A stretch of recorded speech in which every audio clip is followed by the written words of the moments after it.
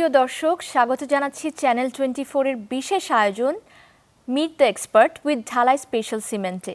আজকে আমাদের সাথে আছেন বাংলাদেশের নির্মাণ শিল্পের কৃতি প্রকৌশলী মোহাম্মদ জাহিদুল ইসলাম। স্ট্রাকচারাল ইঞ্জিনিয়ারিংয়ে তিনি অর্জন করেছেন প্রফেশনাল ইঞ্জিনিয়ারিং ডিগ্রি। দীর্ঘ কর্মজীবনে নিজেকে প্রতিষ্ঠিত করেছেন স্ট্রাকচারাল স্পেশালিস্ট হিসেবে। বাংলাদেশের লোকাল গভর্নমেন্ট ইঞ্জিনিয়ারিং ডিপার্টমেন্টে তিনি কর্মরত ছিলেন দীর্ঘদিন এবং এদেশের অসংখ্য অবকাঠামোগত উন্নয়ন প্রকল্পে সরাসরি অবদান রেখেছেন।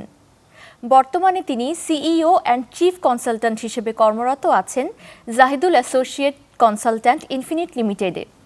ঢাকারই কৃতি সন্তান শুধু একজন প্রকৌশলীই নন, বরং একজন স্বপ্নদ্রষ্টা। তিনি বিশ্বাস করেন সঠিক পরিকল্পনা, দক্ষতা এবং গুণগত মানসম্পন্ন উপকরণের মাধ্যমেই নিশ্চিত করা সম্ভব স্থায়ী ও নিরাপদ স্থাপনা। আসুন স্বাগত জানাই মোহাম্মদ জাহিদুল ইসলামকে। কেমন আছেন? আলহামদুলিল্লাহ, ভালো আছি। শুরুতেই জানতে চাইব আপনার জন্মস্থান এবং বেড়ে ওঠা সম্পর্কে। কেমন ছিল আপনার শৈশবকাল এবং ছাত্র জীবনের মূল অনুপ্রেরণা? জন্মসূত্রে আমার অবস্থান ঢাকা, কিন্তু জেনেটিক্যালি আমার বাবা মা বরিশালের, এই জন্য বরিশালে আমার কিছু স্মৃতি রয়ে গেছে।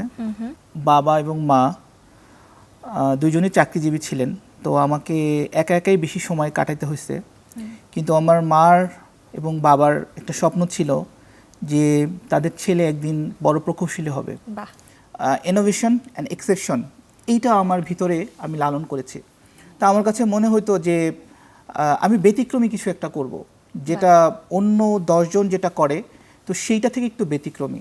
তো সেইটা থেকেই আমার আসলে যে ডিজাইন ফার্মে কাজ শেখা, খুবই অল্প বেতন, যেটা দিয়ে আমার আসলে গাড়ি ভাড়াও হতো না, সেইটা দিয়ে আমি আসলে ডিজাইন শেখার জন্য অদম্য এক চেতনা এবং অনুপ্রেরণা, যেটা আমাকে সবসময় তাড়িত করতো। সেই ফার্মে যখন কাজ শেখা শুরু করলাম, তখন দেখলাম যে BSc engineering degree is not sufficient.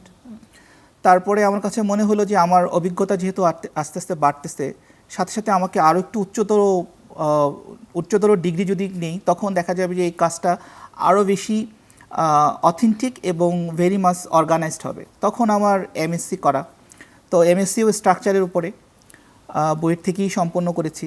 তারপরে মনে হলো যে এমএসসি করতেছি, এমএসসি পরেও যেটা মনে হলো যে আরও কিছু স্পেসিফিক হলে আমি আমার যে ক্লায়েন্ট সাইকেল আছে তাদেরকে আরও বেশি আমি আমার সর্বোচ্চটা দিতে পারবো। তারপরে আমার পিএইচডির জন্য ভর্তি হওয়া, সেই সুপারভাইজারের আন্ডারই পিএইচডি করার জন্য ভর্তি হওয়া। এখনও পিএইচডি আমার চলমান।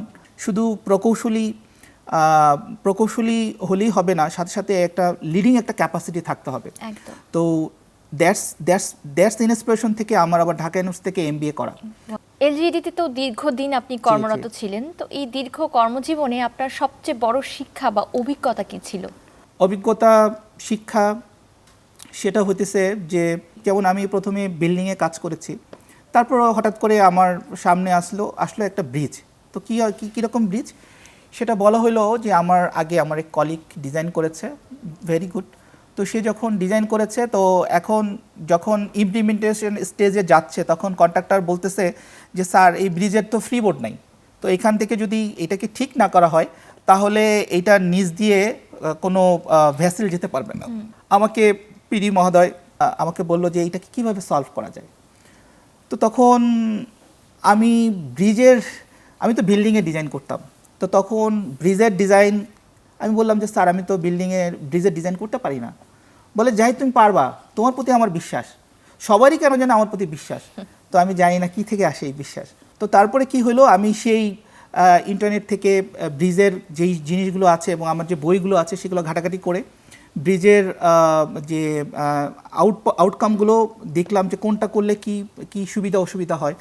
তো সেইখান থেকে আমার যেটা হলো যে আসলে, এবং আবার ব্রিজের সফটওয়্যারে শেখা শুরু করলাম। মাইদাস সফটওয়্যার শিখে ওইটা অ্যানালাইসিস করে দেন ওইটার কম্পিটিবিলিটি দেখে কোনটা ইউজার ফ্রেন্ডলি হবে, তারপরে ওই ব্রিজটাকে আমি আবার রিডিজাইন করে ভ্যাসেল মুভেবলের জন্য অ্যাপ্রোপ্রিয়েট করে দেন আমি ওইটা যখন দিলাম, এলজিডির যে চিফ ডিজাইনার আছে, তো তাকে দেখানো হলো এবং সে ওটাকে অ্যাপ্রিসিয়েট করলো। নগরায়ন ও জনসংখ্যা বৃদ্ধি কিভাবে আমাদের ভবন ও সেতু নির্মাণকে চ্যালেঞ্জিং করে তুলেছে, এই ব্যাপারে আপনার কি মত? জনসংখ্যা আমাদের যেটা হয়ে গেছে সেটা তো আমি আর কমাইতে পারবো না। তো আমার জনসংখ্যা আরও বাড়বে, তাহলে আমাকে যেটা করতে হবে, আমাকে ইউটিলাইজেশন বাড়াইতে হবে। তো এই কারণে যেটা আসলে সবচেয়ে বেশি প্রয়োজন সেটা হইতেছে urban planner, architect and engineer. এই তিন শ্রেণীর যে মানুষ, এর ইন্টারকানেক্টিভিটি, এবং পাশাপাশি পলিসিতে যারা আছে তাদেরকে যেটা মানে তাদের সাথে এদের লিঙ্ক আপ করা, তাদের মতামতটাকে গুরুত্ব সহকারে দেখা, এবং এইটাকে নিয়ে একটা কমিটি করা যেইখানে আসলে এই এক্সপার্টগুলো থাকবে। তখন যেটা হবে যে আমাদের বাস্তবসম্মত একটা সলিউশন আমরা পাবো। আমরা তো জানি যে গৃহ নির্মাণ থেকে বড় বড় কনস্ট্রাকশন, পুরোটা কনস্ট্রাকশনেই গুরুত্বপূর্ণ ভূমিকা রাখে নির্মাণ উপাদান। তো একটি নির্মাণে একটা ভালো সিমেন্ট কতটুকু পার্থক্য তৈরি করতে পারে? আসলে concrete is the ingredient of cement, sand and aggregate, right? এই তিনটার কম্বিনেশনই কিন্তু একটা কনক্রিট। তো আমরা কনক্রিট স্ট্রাকচারই করতেছি, তো আলটিমেটলি স্টিল স্ট্রাকচারও আমরা করতেছি। তো স্টিল স্ট্রাকচারও কিন্তু আমি যদি বড় স্থাপনা করতে চাই তখন কিন্তু আমাকে কম্পোজিট চিন্তা করতে হবে, সেই কম্পোজিটে গেলেও কিন্তু আবার কনক্রিট আসতেছে। তো আলটিমেটলি কনক্রিটের ইনফ্লুয়েন্সিয়াল যে পয়েন্ট অফ ভিউ সেটা হচ্ছে সিমেন্ট, রাইট? তো সেই সিমেন্টের স্ট্রেন্থ যদি খুব বেশি হয় এবং সিমেন্টটা যদি যেটা হইতেছে যে এনভায়রনমেন্ট ফ্রেন্ডলি হয়, দেন কিন্তু এইটা একটা কম্পিটিটিভ অ্যাডভান্টেজ। তো সেই দৃষ্টিকোণ থেকে আমি যেটা মনে করি, আমি যেটা বিশ্বাস করি, সেটা হইতেছে যে সিমেন্টের প্রচুর রিসার্চ আমাদের দেশে দরকার।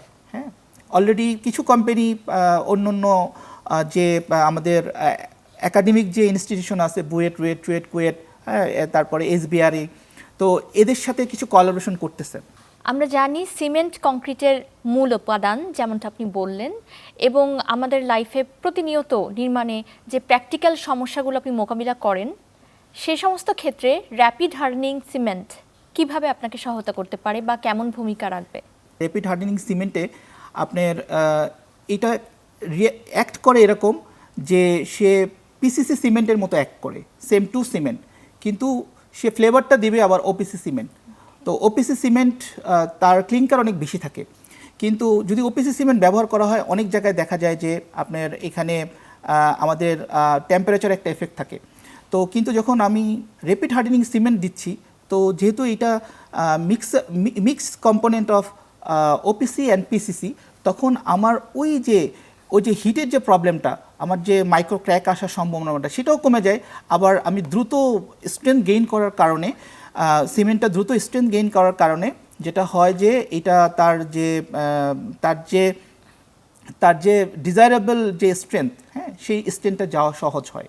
আসলে তো একটা ভালো স্থাপনা করতে গেলে আমাকে যেটা করতে হবে সেটা হলো কস্টের দিকেও খেয়াল রাখতে হবে, আবার এটা যাতে সাস্টেনেবল হয় সেটাও খেয়াল রাখতে হবে।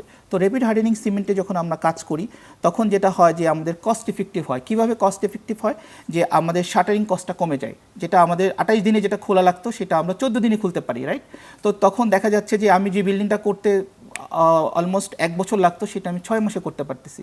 দ্যাটস এ গ্রেট অ্যাডভান্টেজ, ঠিক আছে? আর যেটা হইতেছে যে আমার যে ডিজায়ারেবল স্ট্রেংথটা আছে, যেটা 28 দিনে আমি পাইতাম, সেটা কিন্তু আমি 14 দিনে পাচ্ছি, ঠিক আছে? তো সুতরাং এইটা আসলে একটা গ্রেট ইনোভেশন ফর বাংলাদেশ। তো আমরা নতুন ইনোভেশনের কথা যেহেতু বলতেছি, সেখানে র্যাপিড হার্ডেনিং সিমেন্টের একটা বেশ ভালো ভূমিকা আছে। বাংলাদেশের যেমন আবহাওয়া, গ্রীষ্ম, বর্ষা, এই আবহাওয়ায় র্যাপিড হার্ডেনিং সিমেন্ট যেমন ঢালাই স্পেশাল ঠিক কতটুকু কার্যকর হবে বলে আপনি মনে করেন? শীতের সময় আমাদের কাজ হয়, রাইট? তো শীতের সময় যখন কাজ হয় তখন দেখা যায় যে এই যে জমাট বাঁধার যে প্রবলেমটা, বা ধরেন এই যে শিঙ্কেজ ক্র্যাকের ব্যাপারগুলো থাকে, তো সেই ক্ষেত্রে কিন্তু আপনার র্যাপিড হার্ডেনিং সিমেন্টটা আপনার একটা গ্রেট অ্যাডভান্টেজ। এবং আরেকটা যেটা হইতেছে যে গরমের সময়, হ্যাঁ, গরমের সময়ের জন্যও কিন্তু এইটা একটা গুড অ্যাডভান্টেজ। আমরা যেটা জানি যে নর্মাল সিমেন্ট আমরা যেগুলো ইউজ করি 2 দিনে 10 এমপিএ পর্যন্ত হার্ড হয়, সেক্ষেত্রে র্যাপিড হার্ডেনিং সিমেন্ট 2 দিনে কতটুকু হার্ড হতে পারে? Oh, that's a great question. Actually এটা একটা বিশাল অ্যাডভান্টেজ, যেটা হতেছে আমাদের নর্মাল সিমেন্ট 2 দিনে 10 এমপিএ, র্যাপিড হার্ডেনিং সিমেন্ট 2 দিনে 20 এমপিএ, তো almost double, right? It's a great advantage. সে সাথে আরেকটা জিনিসও জানতে চাই যে অনেকেই হয়তো আমাদের মধ্যে জানেন না, র্যাপিড হার্ডেনিং সিমেন্ট দ্রুত শক্তি অর্জন করে শাটারিং এবং লেবার খরচ কমায়। ভবিষ্যতের মেগা প্রজেক্টগুলোতে র্যাপিড হার্ডেনিং সিমেন্ট কী রকমের ভূমিকা রাখতে পারে? আমি যখন 100 তলা একটা বিল্ডিং করব, তখন আমাকে কিন্তু আমার যে শাটারিংগুলো আছে সেগুলো আমার কস্টিং একটা বিশাল ফ্যাক্ট।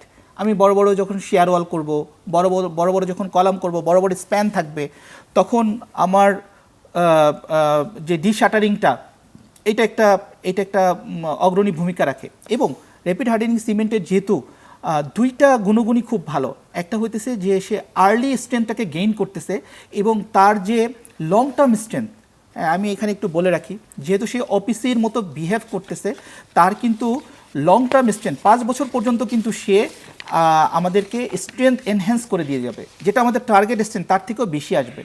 তো এই প্রেক্ষাপটে আমি বলতে চাই যে র্যাপিড হার্ডেনিং সিমেন্ট এবং যেটা বাংলাদেশের ঢালাই স্পেশাল সিমেন্ট নামে এসেছে, তো অলরেডি কাজ করতেছে, এটার একটা বিশাল একটা অগ্রণী ভূমিকা আছে। যদি সেই যে আমাদের যে স্বপ্ন যে আমাদের অল্প রিসোর্সের ভিতরে ম্যাক্সিমাম যে আমরা বড় বড় ইনফ্রাস্ট্রাকচার করব, সেই ক্ষেত্রে এটা একটা বিশাল ভূমিকা। এবং আমাদের যে পিএসটিএস কনক্রিট আছে, পিএসটিএস কনক্রিটের ক্ষেত্রেও যে ব্রিজগুলো হয়, সেখানেও কিন্তু আমাদের এখানে একটা ভালো সুযোগ রয়ে গেছে বলে আমি মনে করি। নতুন যারা ইঞ্জিনিয়ার এবং স্থপতি এই পেশে আসতে চায়, তাদের জন্য আপনার পরামর্শ কি থাকবে? তাদেরকে যেটা চিন্তা করতে হবে যে শর্ট টার্ম গোল বলতে কিছু নাই, long term goal is important. হ্যাঁ, তো লং টার্ম গোলের জন্য যদি সে ফাইট করে, ভিশনারি যদি সে অবজেক্টিভ নিয়ে আগায়, শর্ট টার্ম গোলগুলো এমনিই তার কিন্তু রিচ হয়ে যাবে।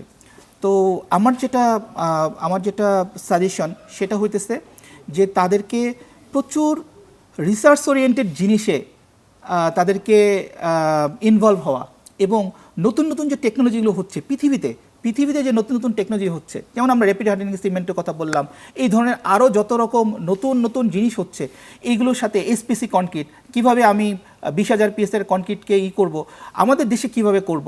তো এই যে থিঙ্কিংগুলো, এইগুলো কিন্তু পড়াশোনার বিকল্প নাই। তাদেরকে যেটা করতে হবে শুধুমাত্র একাডেমিক পড়াশোনা না, যেটা আমি নিজের জীবন দিয়ে বলি, আমি শুধু একাডেমিক পড়াশোনার উপরে বিশ্বাসী না। একাডেমিক পড়াশোনা অবশ্যই দরকার আছে, পাশাপাশি যেটা হইতেছে যে তাকে নিজেকে ডেভেলপমেন্ট করতে হবে। তাকে সবসময় একটা নিজের থেকে যে আমি আমার দেশকে, আমি আমার সোসাইটিকে সবচেয়ে বেশিটা দিব, আমার পক্ষে যতটুকু সম্ভব আমার সর্বোচ্চটা দিব। তো এই জিনিসটা যদি, এই ইমোশনের জায়গাটা যদি তার ভিতরে থাকে, তাহলে আমি মনে করি যে এইটা তাদের জন্য একটা ব্লেসিংস হবে এবং তারা কখনো কাজ করে ফ্রাস্ট্রেটেড হবে না। হ্যাঁ, ফ্রাস্ট্রেটেড হবে না। ফ্রাস্ট্রেশনটা ওইখান থেকে আসে যখন তার ভিতরে আত্মবিশ্বাসের অভাব থাকে, তার ভিতরে যখন কাজের প্রতি ভালোবাসাটার অভাব থাকে, তখন থেকেই কিন্তু হতাশা আসে। তো সুতরাং পড়াশোনার কোনো বিকল্প নাই এবং টেক্সট বইয়ের সাথে সাথে আমাদের ইনোভেটিভ যে নলেজগুলো আছে সেইগুলো বেশি বেশি জানার চেষ্টা করতে হবে। প্রিয় দর্শক, আজকের আয়োজন এই পর্যন্তই। পরবর্তী অনুষ্ঠান দেখার জন্য আমন্ত্রণ রইল।